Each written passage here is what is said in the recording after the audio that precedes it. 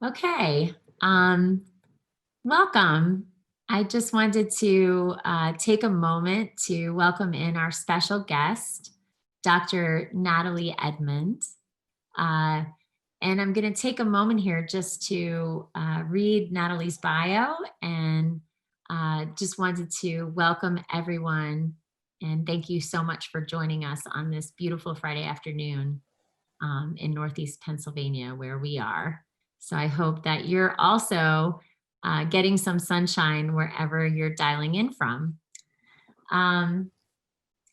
We're so proud and honored to have Natalie here with us today. Natalie Edmond is a licensed clinical psychologist and an experienced yoga teacher who takes an integrative perspective to her consultations and trainings. She believes that transformation happens when we integrate mind, body, and spirit and have an embodied dialogue. She regularly leads anti-racism and diversity trainings for clinical practices, libraries, school districts, corporations, nonprofits, activism groups, and yoga communities. Dr. Edmond completed her bachelor's degree in psychology and sociology from Rutgers University, and she completed her doctorate in clinical psychology at Wright State University School of Professional Psychology in 2003.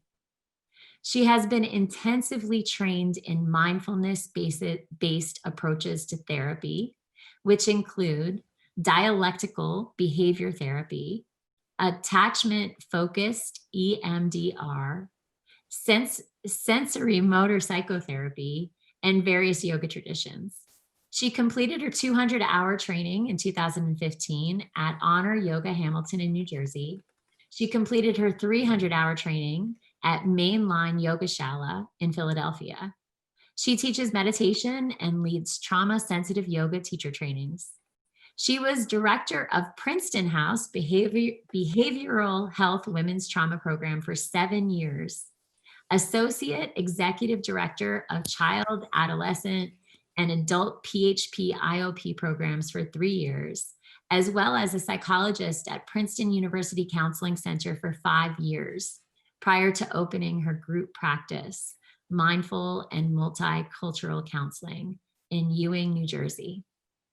She has facilitated a variety of continuing education seminars in a variety of settings and teaches a graduate course on multiculturalism and feminism. She has been trained by Lee Manoir and Kenneth Hardy in the areas of anti-racism and diversity, equity, and inclusion. Welcome, Natalie. Thank you so much for being here with us today. We are so honored and grateful for your time, this precious time that we have together. My pleasure. This is great. It's so great to be with you again. It's really great. It's really great. It's funny. I noticed that on something my team posted, they were like, oh, Jen's longtime friend. And I was like, oh no, we just met. Yeah, I remember that conversation so clearly because it felt like we were longtime friends. Like when you just have like a one-time conversation with someone, but it goes so deep, so quickly. It feels really authentic. That's what it felt like when we chatted. Yeah, it felt that way for me too, completely. And I also noticed like some residual, like, I hope I wasn't too much. Like I remember coming to that conversation, like with so much, we were holding so much. It was right in the midst of a lot happened. I mean, just a few months ago. Yeah. In the midst of incredible times, this incredible year that we've had. It was just right after the murder of George Floyd.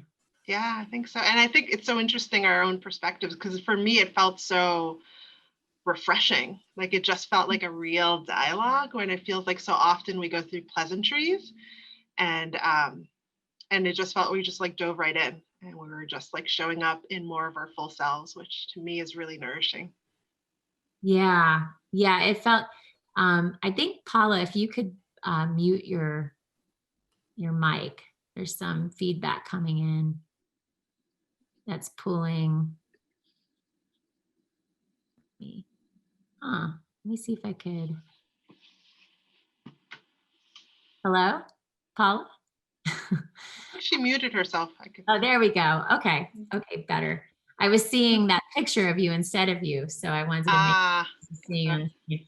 Yeah, it's so funny. I think that if anything, 2020 has made me feel this incredible sense of urgency to get to like the ground, like get to the center of a conversation quicker. Like I'm curious, Right. you know, and the pleasantries seem inappropriate. Mm-hmm.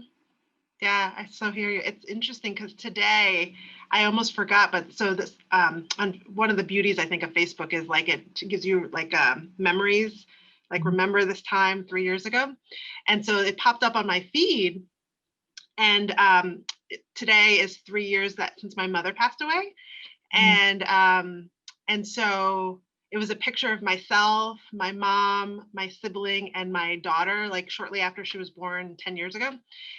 And so it was like 3 generations of women. And I just thought like so much changed after she died of cancer. It was unexpected. And it felt like it, even though it was like heartbreaking, there was like so many gifts that came from her becoming an ancestor. And like part of that was like, how do you live life to the fullest? Because she was one of those Black women who like, was an immigrant, came from Haiti, and like worked as a nurse for like good 40 years and retired, moved to North Carolina, and like within 2 years died from cancer that she, as a nurse, she didn't even know she had until the last 3 weeks of her life, which made me really think about like how we carry stress in our bodies, like how we lose track in the rhythm and we don't even know something is wrong.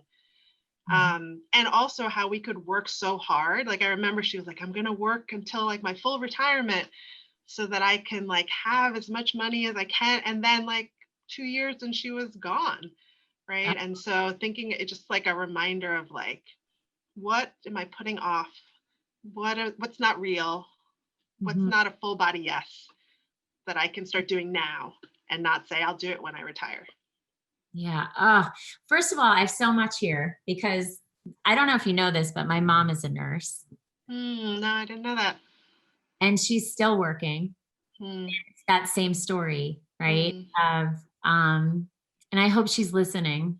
And I'm so sorry. 3 years, these moments, these anniversaries of significance, they come at you like that, I feel. Yeah, right? absolutely.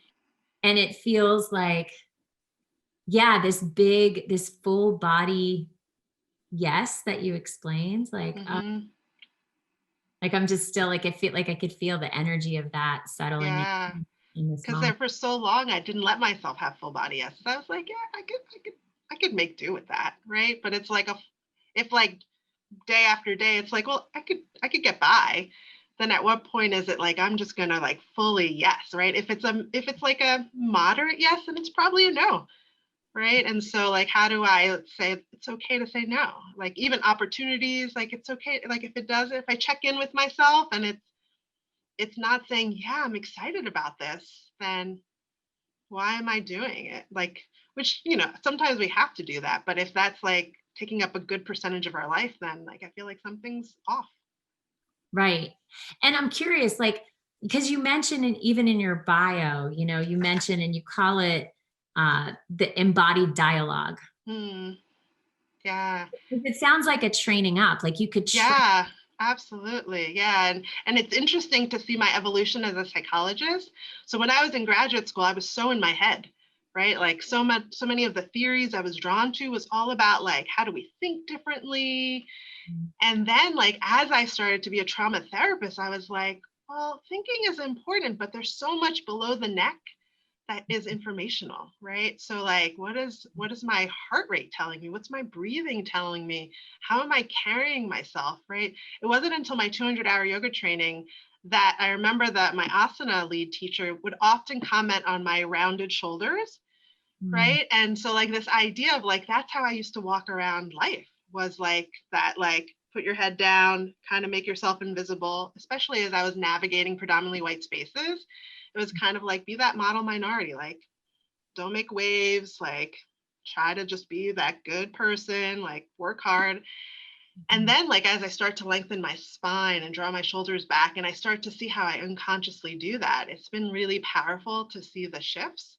And Mhm. then I think also like, if we just think about the energetic body, right? Like I feel like so much of the integration of psychology with yoga has been really powerful to me, like the on and off the mat, but like this idea of like, how can I start to listen to the rhythm of my body? So when I was in my 300-hour training, we had, I think, an acupuncturist come to one weekend, and it was kind of like how East meets West. And I loved his quote, is like, how we do one thing is how we do everything. Mm. And I marinated on that for a long time. Like, how I do one thing is how I do everything, which goes back to like, it might seem minor how we start our days, but yet Mhm. how we start our days is kind of like how we do everything. Right. And so, because I start my day with meditation. Um, and like once in a while when I miss it, like, ooh, it's like I'm like off kilter.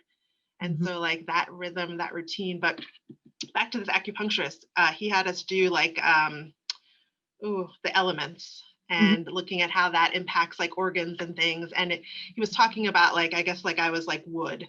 And so like that creativity and that drive and like always being busy. And I was like, oh yeah, this is great. And then when I looked at like organs, it was like the liver and the kidney. And I was like, that's what my mom died of, cancer from those organs. And it was like a reality check. It was like 2 years ago I did this. And I was like, wow, like the fact that she didn't know she was sick. And I was like, if I keep living my life this way, who knows like what's happening internally that's not showing up on the surface, that Mhm. I like need to like think about how I do one thing is how I do everything, which then leads to me like trying to pivot to like do less, like to still be like positively contributing to the world, but like there doesn't have to be that like striving urgency. It's never enough. I Mhm. can't rest for long periods of time. Like it needs to celebrate resting. So Yeah. Celebrate resting. yeah, Yeah, we don't do that, you know? no. I think I realized I have moments in my life where I feel very far away from myself, like from my body. Mm-hmm. And I think the last 2 months, we just launched a product and we've been really busy and it's been very intense. And I had a Reiki session um, Mm. a few weeks ago. I'm actually having one today again. And the healer told me that 50% of my energy was out of my body. Mm. Wow. I was like, wow, 50%? Like, where is it? Mm. Right? Right. Where exactly is the energy? But, Right. I knew that. Like, when she said it, it wasn't like I responded in that way because I was trying to feel lighthearted about it. But it really, like, I just kept thinking about it. Like, how do I keep my energy in my body right Right. now? Because Yeah. we do go through periods of life, and of Mm-hmm. course, as a psychologist, I'm curious to how you provide, practices and advice and methods and techniques for people to just stay in their bodies. Like, Mm-hmm.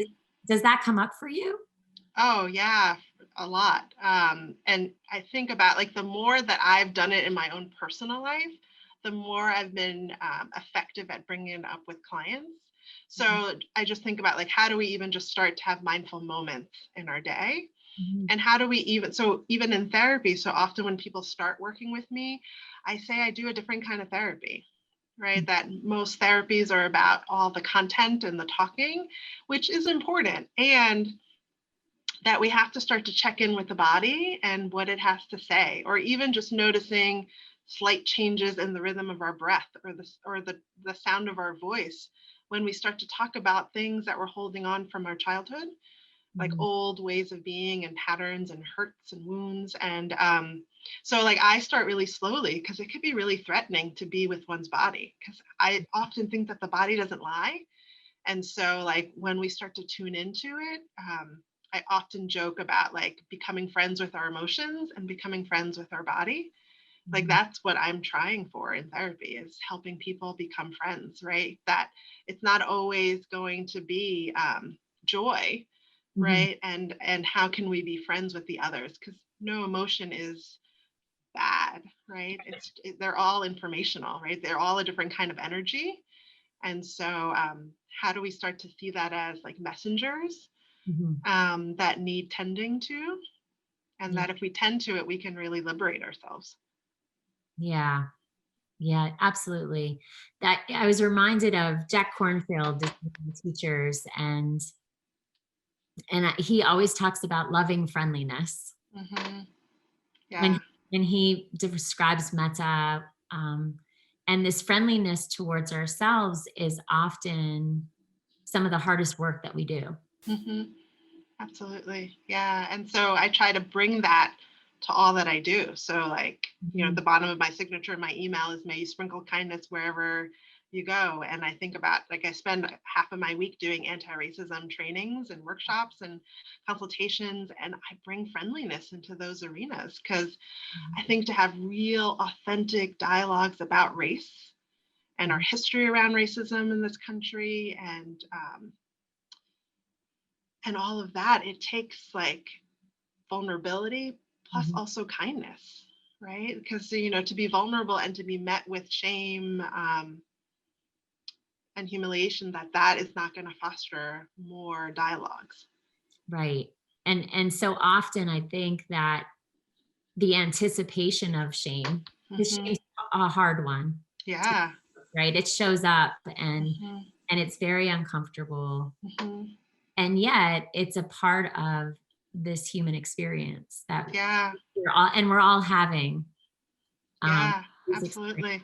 Right. Yeah. But I think that shame, at least in my experience, when it shows up, it could hold me back, because I don't necessarily want to be with it. Yeah. Right. And so I think that was something I noticed in particular. So I guess it was about a month ago. It was mid-September when you had your webinar where Ruth King showed up. Yeah. Yeah. Oh yeah, that was so precious. And it was amazing. And it was something that I felt, this essence between you holding the space for everyone that was there, and it was predominantly white women that showed up, and it felt safe. It felt like a safe space to ask questions, and potentially feel shame, and be confronted with some of these new ideas that are very new for some of us. I know that grappling with some realities, especially over the last year, the course of the last couple of years in particular, has required some deep, deep inquiry and a lot of listening, right? And then it's almost like this reconciliation, at least it was for me, of wow, like there are systemic racism has impacted me, even though I always identified as being anti-racist. I was noticing patterns that were really bringing up shame, and frustration, and like this idea of like who am, like this almost this identity crisis of wondering, like, can I even stand in my own feet right now? Right. Right. And then I think it's hard. I think it's hard for everyone, right now. And then it was also astonishing to me that there was so much grace offered for that, because of course it hasn't been hard for me at all. Mm-hmm. Yeah. I mean, I was listening to Me and White Supremacy in the car this morning, and one of the lines she says that I think is just really powerful is she says that for white people, there's really very little personal gain in working to dismantle white supremacy and white privilege and racism, right? That and yet there's potentially loss, right? And so then when you like really stare at that, I mean, then like it's really hard to be anti-racist because there's so much discomfort you have to sit through, right? And I love how Brene Brown talks about like the difference between being shamed and feeling shame, right? So even if someone isn't shaming you, there's something about uncovering and unpacking this stuff that brings up so much shame. I mean, I was in a clinical session this morning with a Black identifying client, and like he was feeling suicidal, and he's felt it on and off throughout his life. And when we really started to unpack it, he's this Black man who feels like the world is against him and hates him. He's lighter skinned, so then there's colorism of like in the predominantly Black spaces of his family, he's othered because he's lighter skin.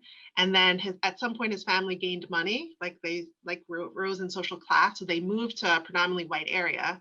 So he doesn't feel like he fit into his predominantly white area, but then when he's in his predominantly Black area, they don't accept him or they ridicule him in some way. And so then he's probably in his 30s now, but he's carried that around, and he has other trauma in there too, but he's carried all that racial trauma around. And like, I thanked him at the end of our session and he's like, for what? I was like, for just your vulnerability, for talking about this stuff, right? Because that's how he's going to heal, right? It's like, I'm going to be here with you on this journey, because we all feel the negative effects of racism. So even as a Black person, like internalizing those anti-Black messages and feeling like you don't fit anywhere and that you're not loved, right? And don't we all deserve to feel loved and accepted and have those people? And so he's like one of so many people who are like marginalized or oppressed, or even if you white identifying, right? That in this year of just so much fear and anxiety and, loss of jobs and loss of people you love. I mean, there's so much to be disconnected from potentially because it's too much to bear.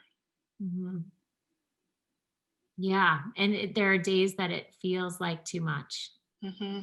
And yet we're being asked to do the work anyway. Right. Yeah. And it's important. We talk about all of this a lot, like with the kids, we talk about it. And there's moments that, one of my kids will say, Mom, why are you always talking about this or what? And I said, because you have to feel this in your cells. Like I want you to know in your bones, like what your responsibility is in this world. Right. And which opens a possibility for leaving the world a better place. Right. Yeah. Like, I think that's like commitment, right? It's like, how do I choose to leave the world a better place by my actions and the energy I put forth in the world? Like, how I do one thing is how I do everything. Right. And so like, how do I care for the most vulnerable among us? Like, even if I don't know a single BIPOC individual, like, how do I still say you're part of my collective community? And if this policy or the stereotype harms you, then I want to do the work to make it better. Yeah. Yeah. And that's what I've been emphasizing, in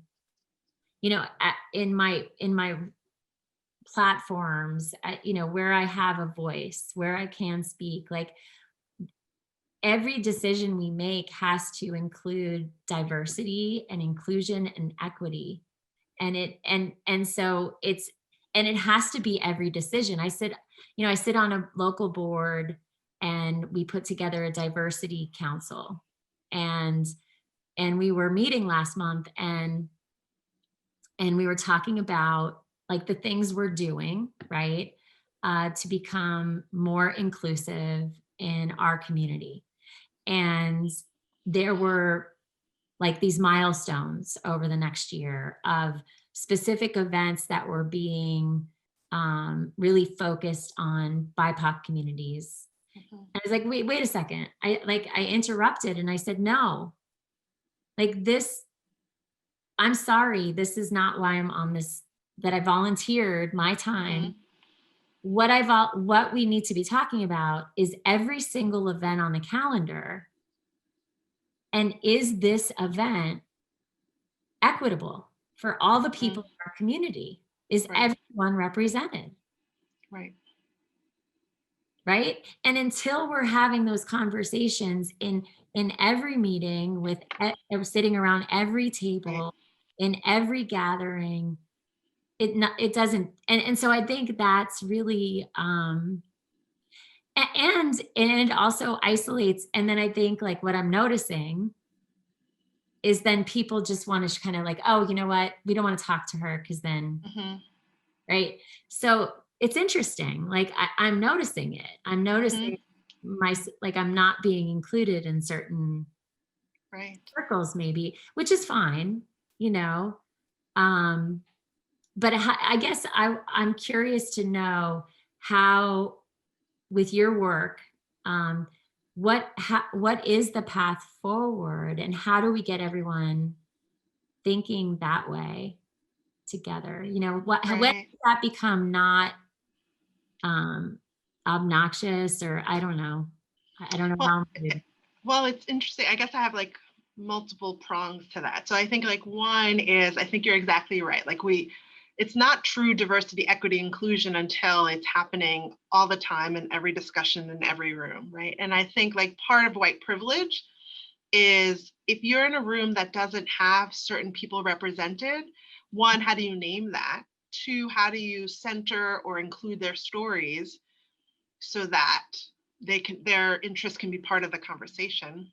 Mhm. And then I think when you start to experience some of these tactics or strategies people have to avoid discomfort, Mhm. is how do you keep showing up and even naming perhaps what's happening, right? Because Mhm. just nature of white privilege is you have more capacity to say those things than I do as a Black woman, right? And that there are certain spaces I don't enter in at all, right? And I think it's like how do we keep showing up even when it's difficult? And I think so much of I think this anti-racism work is like so much of it is long and hard and unrewarding immediately, right? That it's easy enough to do like performative things. It's easy enough to show up to a protest. It's Mhm. easy enough to post something on social media, but Mhm. it's hard to show up in your daily life Mhm. and keep trying to highlight this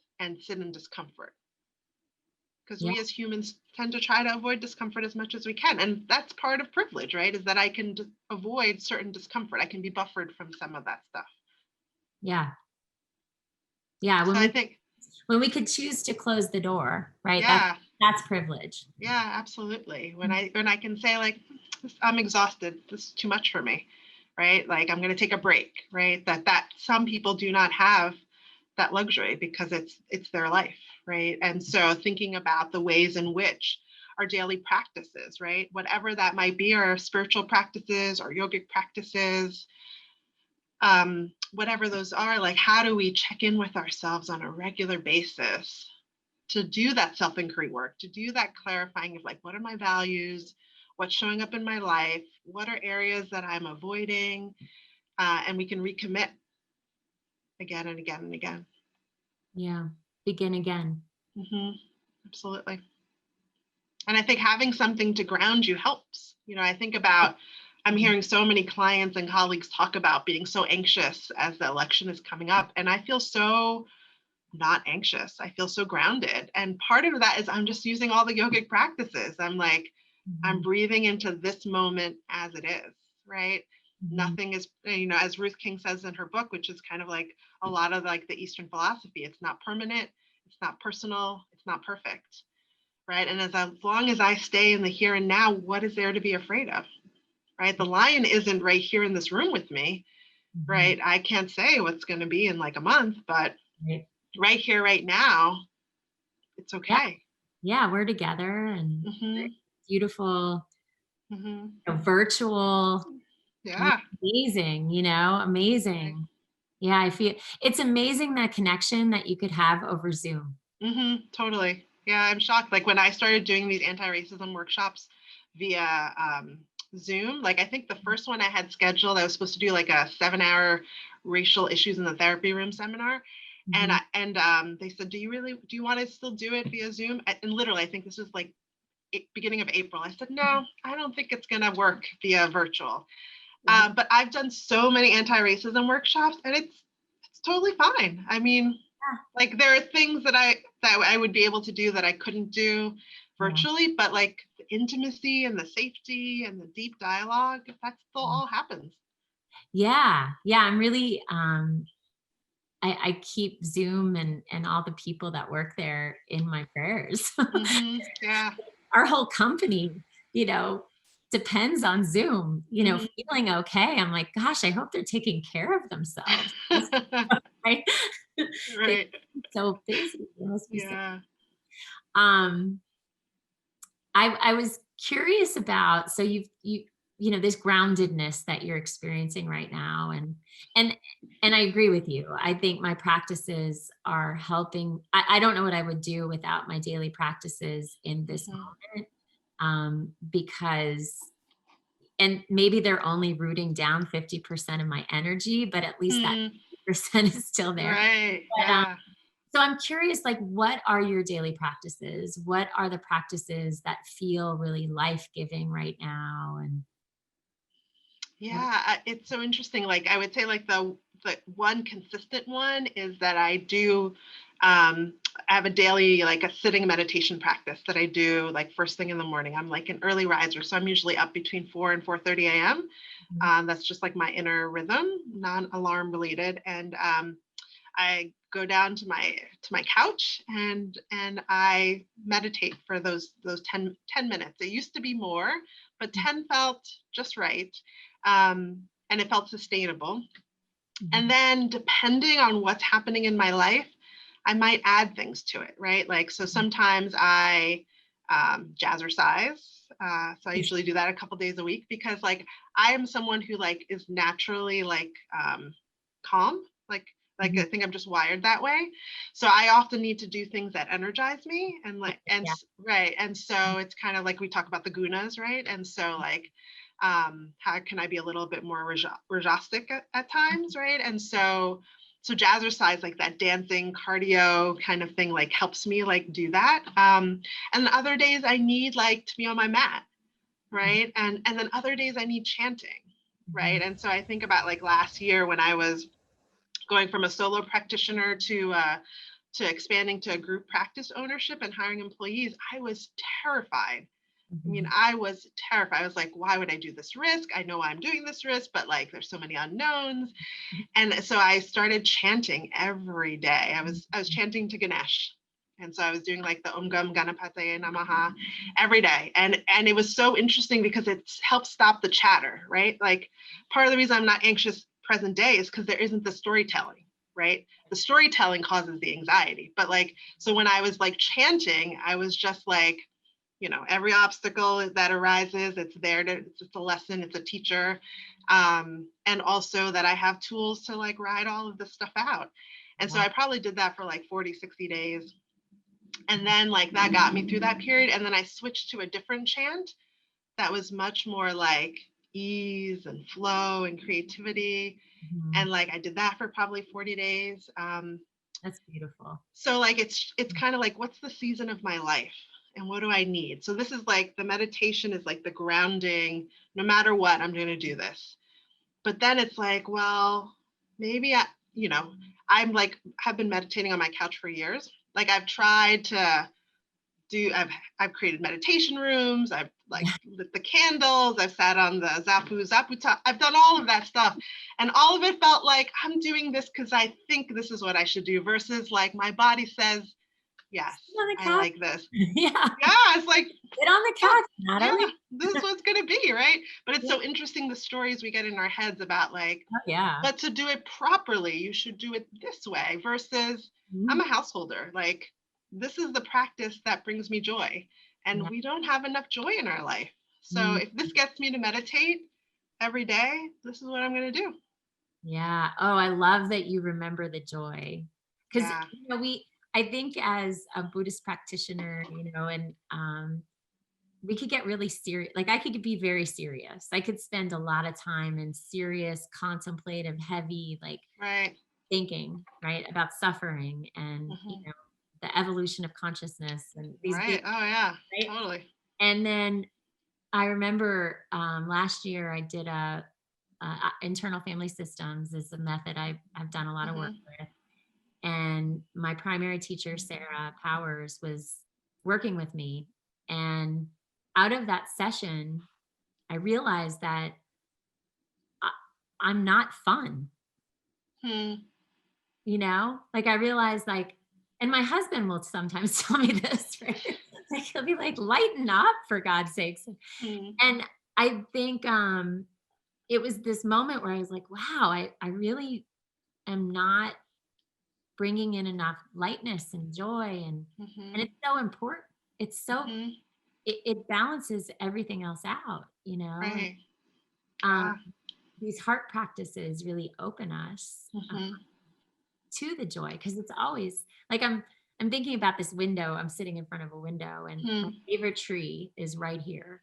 And sometimes during the day, I'll just look out the window and there's always like a squirrel or a bird or like there's a moment that I could just seep into that's joyful. Hmm.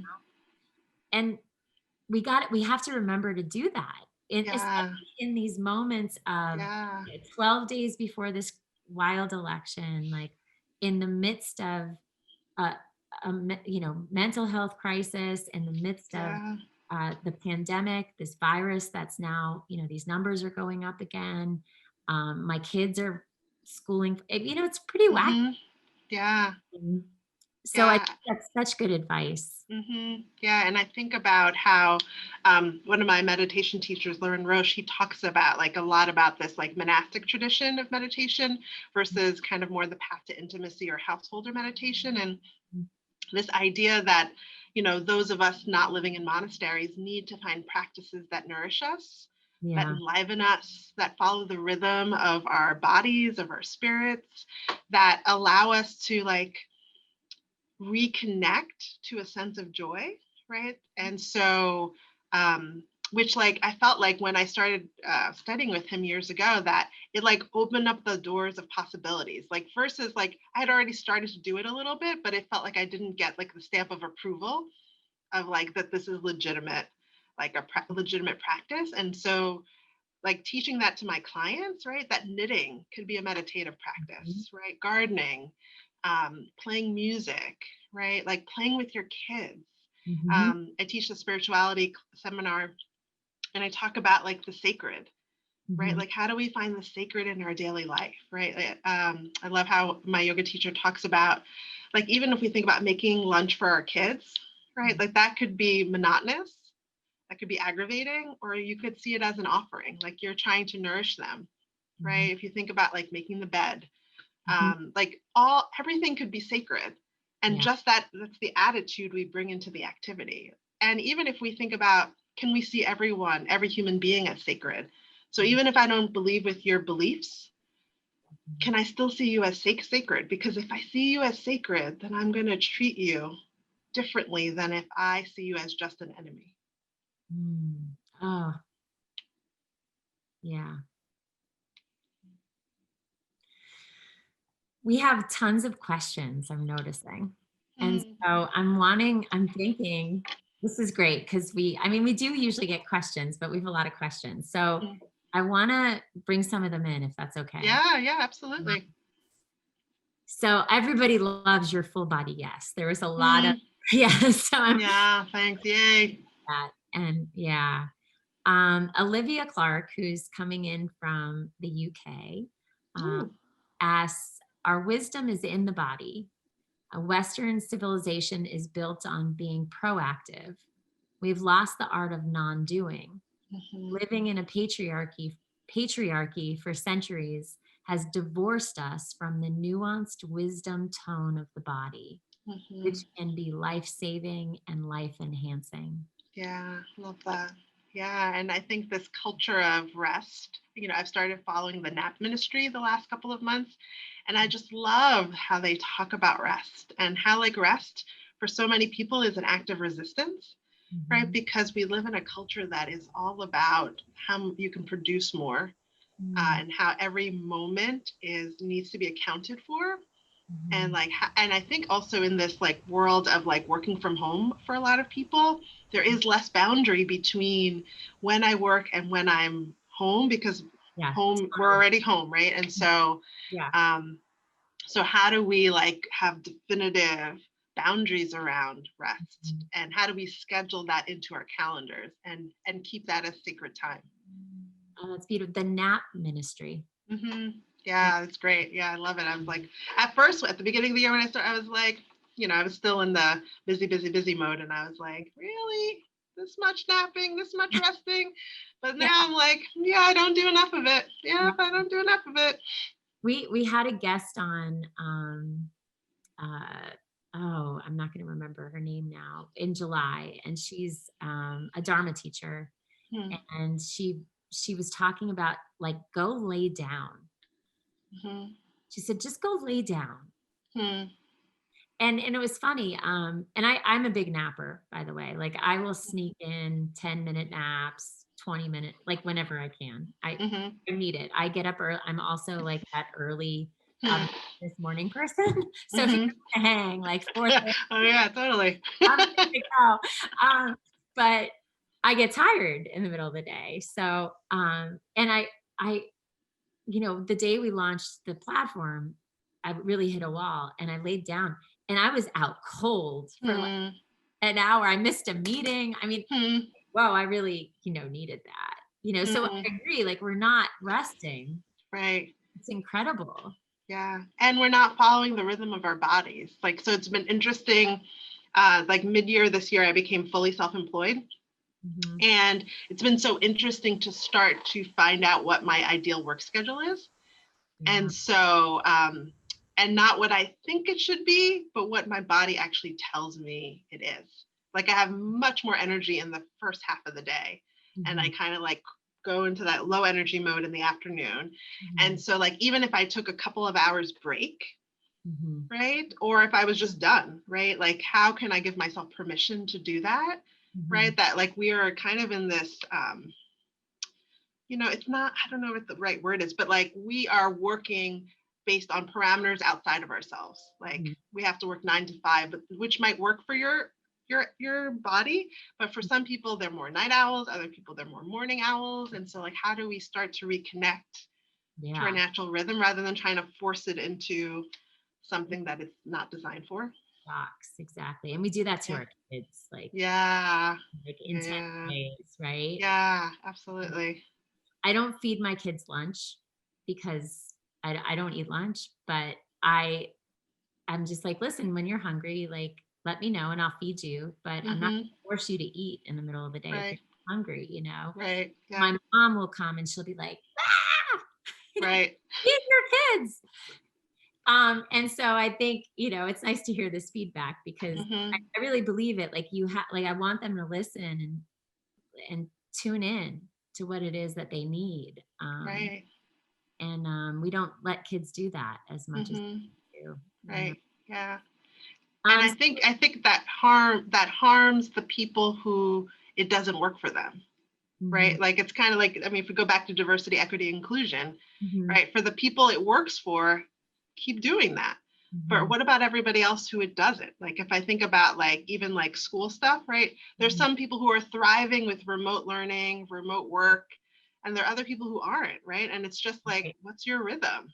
Like people who love the social connection of work, they're like dying because Yeah. they don't have that. And those who are like introverted and like to be by themselves, they're probably I'm thriving. This is great stuff. I'm in Right. my office, it's quiet, I zoom in, I get the social thing and I zoom out, Mhm. right? But that fits with my rhythm. Mhm. Yeah, I heard that today from a teacher we were interviewing, and she said, "You know what? I'm great. I love I love social distancing." I was like, "That's awesome." I mean, that's Yeah. awesome to hear. Okay, another question here, and this goes back to anti-racism from Olivia. I watched the film The Color Purple recently because my 13-year-old daughter is studying Alice Walker's book at school. I read the book many years ago and watched the film many years ago. When I watched the film 3 days ago, I howled. A huge, deep of grief Mm, welled up inside of me, and I'm a white woman. I reflected on the grief I felt, then reflected on the collective grief of Black Lives Matter, and I'm still reflecting. mm, beautiful. Yeah, I mean, that's connecting to our collective humanity, right? To really lean into, yeah, there is a collective grief that is happening, that has been happening for a long time. Yeah. Yeah. And there's something about reading that just now that made me feel whole. Mm-hmm. Like, Yeah. yes, you too. Like we're Mm-hmm. like, yes, like that's Yeah. this like this global humanity. Mm-hmm. And Absolutely. I've been thinking about I keep thinking about the silver linings of the pandemic, Mm-hmm. and that's one that always comes in is this connection that I suddenly feel um on a global scale in a way that I've never experienced before, Mm-hmm. you know? Yeah. Agreed. Yeah, there have been many silver linings for me of this pandemic. I could even like first week of June, I could feel the difference. Like just in social media, like it felt different. Like George Floyd was one of so many Black people murdered, but yet it felt like the non-Black community was reacting to it differently. Mhm. And that gave me hope. Mm.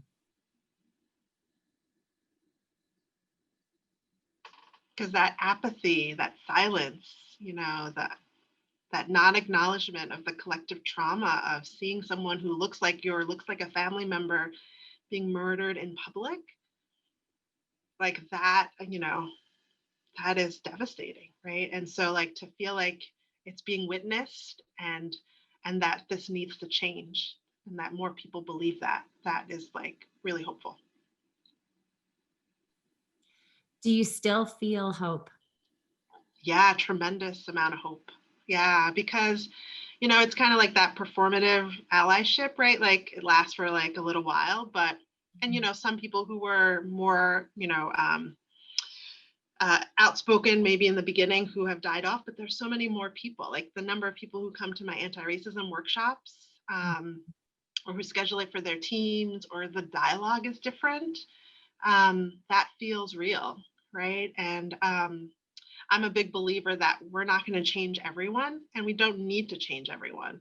But if Mhm. we get more of, a consensus, more of a group of people who are Mhm. no longer indifferent, who are no longer apathetic, Mhm. who start to really say, like, this needs to change, Mhm. then that feels like we'll get there. Bit by bit, we'll get there, wherever there is. But it's something that's more recognizing the collective impact of these things.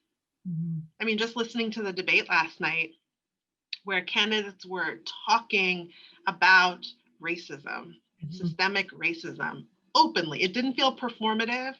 Mhm. It felt like real. Mhm. Like this is an issue of our time and we really need to address it.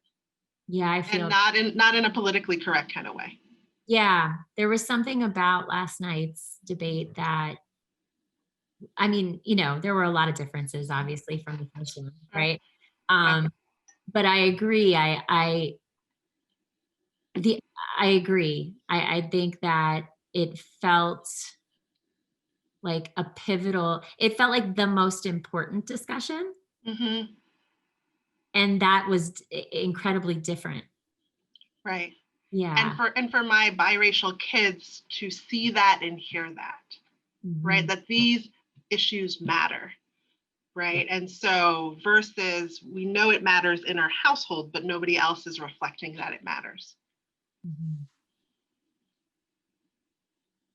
Yeah. Oh, wow. This is such a I just want to hold this moment longer, and yet we're running out of time. Yeah, And this is what happens with you and I. yeah, and we got to do this again. Yeah, Yeah, I would definitely. love to do this again, because this is such good, good, good meet, like good dialogue. Hmm. Okay, so this was, oh, Devin, yes, Devin Hayes was the Dharma teacher I was referring to. Um, Hmm. Thank you, Sarah. A question from Dr. Christine Keisinger. She said, I'm curious about the connection between EMDR and mindfulness. I benefited greatly from EMDR and often feel similar effects as the result of meditation. I don't quite understand EMDR, but it is powerful, and I suspect there is a connection. Hmm. Yeah. I think there are different traditions of EMDR. So, Mhm. like, I think part of, I think, the similarities, if we think about mindfulness in some ways like rewiring the brain, right? Mhm. Like if we do a practice long enough, it just rewires the brain because of the neuroplasticity of the brain. So when I think about EMDR, for those who aren't familiar with it, it's basically this notion, it's called eye movement desensitization reprocessing. That's why they call it EMDR, because that's a mouthful. And so this idea of that we have the left side of our brain and the right side of our brain.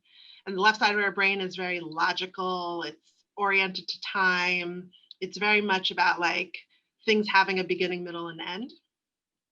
And the right side of our brain is kind of more of our nonverbal part of our brain. It's more creative, it's emotion centered, body centered, and it's not oriented to time. So EMDR is often used for people who have had trauma histories. And so what happens when people have trauma, right, is that it gets stored in our bodies and our brains in a particular way that is not coherent because it's too overwhelming for the body and brain to process. And so it's stored in bits and pieces. And the left side of the brain and the right side of the brain have some barrier to talking to each other. So that's why the right side of the brain, like the body, can hold these memories, Mhm. and the left side of the brain is like disconnected from it. And so EMDR, the whole idea is like, how do we have experiences like processed trauma memories in a way that allows the left side of the brain and the right side of the brain to interact again?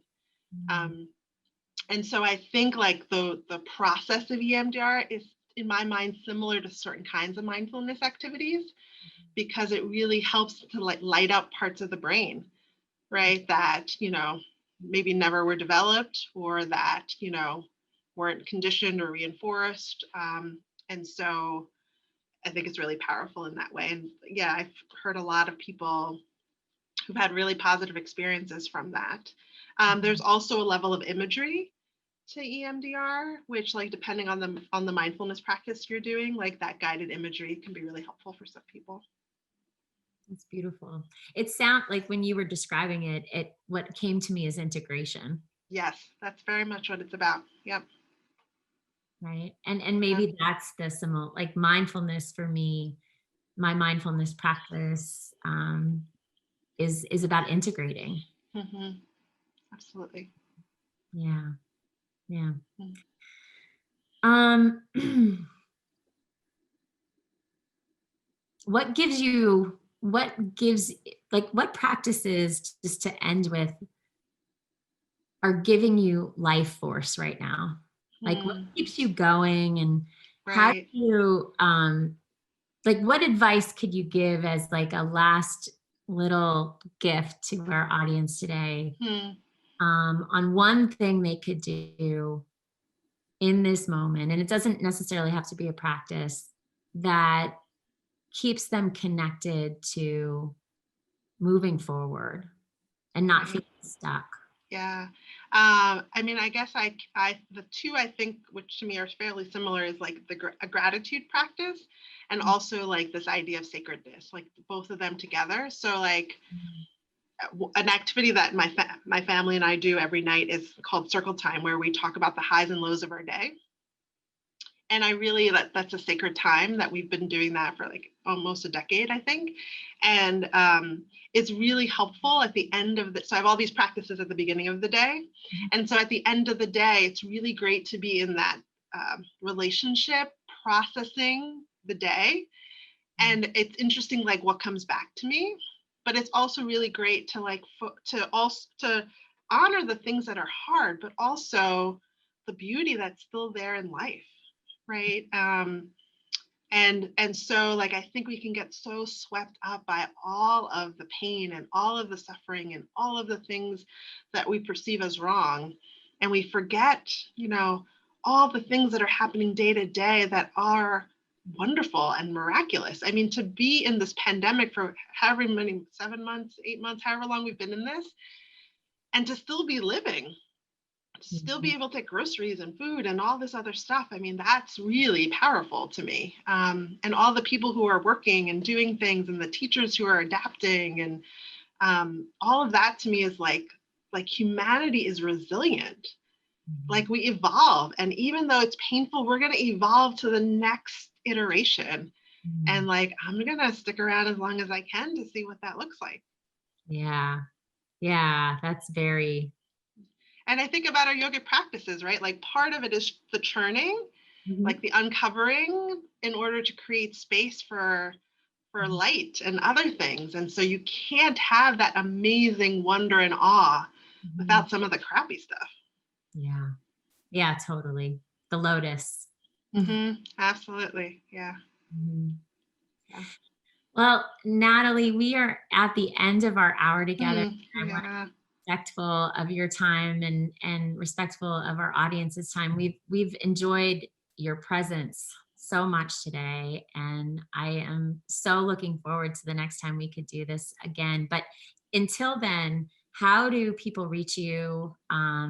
We will also, if you want to also talk about any new work that you're doing, or any offerings, feel free to promote away. Yeah. So feel free. I think I saw in the chat, like my website, drnatedmond.com.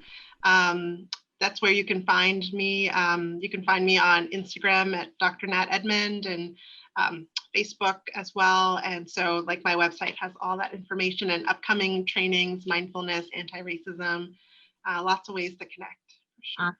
And we'll include all of Dr. Edmond's links and social handles, and a link to her current workshop offer and other offerings on our blog post. And you'll find that also, this recording, on social media. So, Great. Natalie, Thank you so much. This was so awesome. And I very much appreciate your time and energy today. Thank you. You're welcome. This has been wonderful. It's a great way to end the week. It is. It really is. Thanks everyone for coming today, and thank you for your presence, and I will see you soon. Bye. Bye.